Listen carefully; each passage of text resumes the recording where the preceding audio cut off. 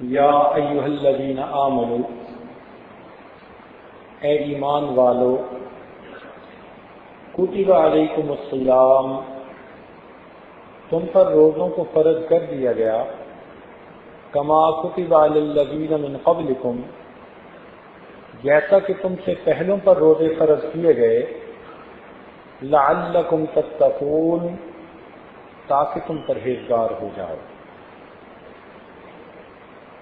اس آیت مبارکہ میں روزوں کی فرضیت کا اعلان کیا گیا، لیکن ذرا اس آیت کی بناوٹ پر غور کیجیے۔ اس میں ایمان والوں کو براہ راست خطاب دیا گیا،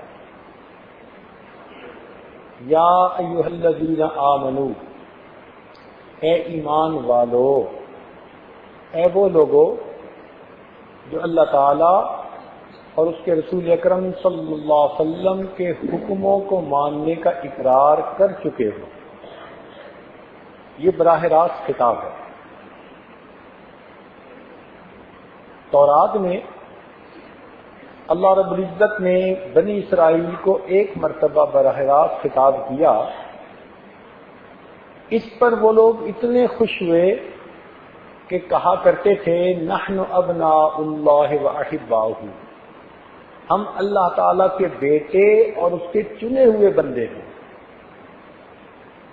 ایک مرتبہ کے خطاب پر وہ سپیریورٹی کمپلیکس میں مبتلا ہو گئے، جبکہ اللہ رب العزت نے قرآن مجید میں امت محمدیہ کے مومنین کو 88 مرتبہ براہ راست خطاب فرمایا ہے۔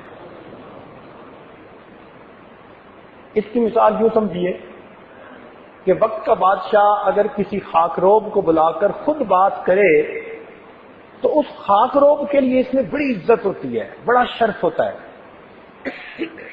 کہ وی وی آئی پی پرسنالٹی نے براہ راست کام میرے ذمہ لگایا۔ یہاں تو معاملہ اس سے بھی انوکھا، اللہ رب العزت جو پروردگار عالم ہے اور ہم لوگ جو اس کے بندے، پیدا کیے ہوئے بندے ہیں، ہمیں پروردگار عالم براہ راست خطاب فرما کر جب کچھ کہیں تو وہ کتنی اہمیت والی بات ہوگی۔ اس لیے حضرت عبداللہ ابن عباس نانو فرماتے تھے کہ جب بھی قرآن مجید میں پڑھتے ہوئے یا ایھا الذین آمنوا کے الفاظ آئیں تو پڑھنے والے کو چاہیے کہ متوجہ ہو جائے اب شہنشاہ حقیقی اس سے براہ راست خطاب فرما رہے ہیں۔ حکم کیا دیا؟ کتب علیکم الصیام، تمہارے اوپر روزوں کو فرض کر دیا گیا۔ اب اس خطاب کو سن کر دل میں مختلف سوچیں آتی ہیں۔ ممکن ہے کسی کے دل میں سوچ آتی کہ ہم سے ہمارے مالک حقیقی خفا ہو گئے، اس لیے مہینے میں سال میں ایک مہینہ ہمیں دن میں کھانا کھانے سے منع کر دیا۔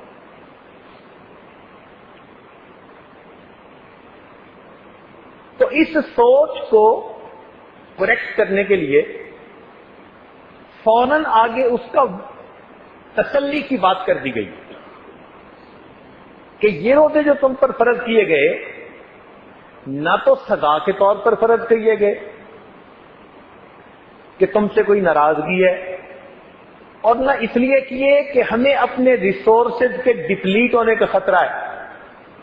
ہوتے ہیں نا کئی مرتبہ بجٹ بناتے ہیں تو جی اب اس مد میں تھوڑی رقم رہ گئی تو احتیاط سے خرچ کرو، یہ بھی مسئلہ نہیں۔ تو پھر اصل وجہ کیا؟ فرمایا کما کتب علی الذین من قبلکم، جیسا کہ یہ روزے تم سے پہلوں پر فرض کیے گئے، یعنی یہ کوئی تم پر نئی پابندی نہیں، یہ ایک عبادت کی کنٹینیویشن ہے۔ تمہارے پہلے لوگ بھی یہ کام کرتے رہے۔ اب جب مومن یہ سنتا ہے کہ پہلوں پر بھی روزے فرض تھے تو دل میں تسلی ہو جاتی ہے کہ ناراض بھی نہیں ہے، کوئی سزا بھی نہیں ہے، یہ ایک عبادت ہے جو اللہ تعالیٰ کے قرب کا ذریعہ ہے۔ تو اس لیے فوراً کہہ دیا گیا کما کتب علی الذین من قبلکم، جیسا کہ یہ روزے تم سے پہلوں پر فرض کیے گئے، اور پھر روزہ فرض ہونے کی حکمت بھی بتا دی گئی، آبجیکٹو بھی بتا دیا گیا کہ تمہیں بھوکا پیاسا رکھ کے تمہارے مالک کو نہیں کچھ ملے گا، اس کا فائدہ بھی تمہارے لیے ہے، وہ کیا؟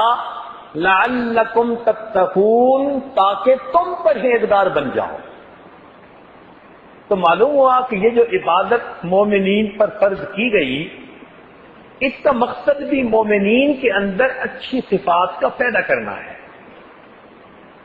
اب جب پوری آیت کو پڑھتے ہیں تو پھر دل کو تسلی ہو جاتی ہے، اور دل میں ایک شوق پیدا ہوتا ہے کہ اس عبادت کو ہم نہایت اہتمام کے ساتھ پورا کریں۔